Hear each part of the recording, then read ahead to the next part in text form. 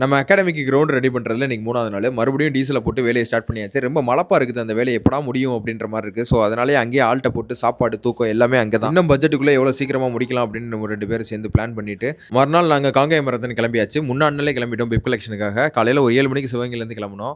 மதுரைக்கு போக ஒரு 8 மணி ஆச்சு. மதுரையில் முகுந்தனை பிக் பண்ணிவிட்டு அங்கேருந்து போகிற வழியில் சாப்பிட்டுட்டு ஒரு 11 மணிக்கெலாம் வந்து காங்கேயத்தில் போய் ரீச் ஆகி காங்கேயத்துக்கு உண்டான மேரேஜ் ஹாலில் பிப்பெல்லாம் ப்ரொவைட் பண்ணிட்டு இருந்தாங்க. நானும் தனுஷ் முகுந்தன் 3 பேருமே பிப்பெல்லாம் வாங்கிட்டு அங்கே இருக்க மேனிகோனில் பார்த்துட்டு அந்த மாதிரி டிஷர்ட் நம்ம அகாடமிக்கு அடிக்கணும், என்னென்ன ஸ்பான்சர்ஷிப்லாம் கொடுத்துருக்காங்க அப்படின்றதெல்லாம் பார்த்து நோட் பண்ணி அப்புறம் இருக்கிற எல்லாத்தையும் பேசிட்டு அங்கே ஒரு ஷெட் இருந்தது. அது மாதிரி நம்ம போடலாம், எவ்வளோ ஆகும் அப்படின்ட்டு ஒரு 3 லட்ச ரூபா ஆகும்னாங்க.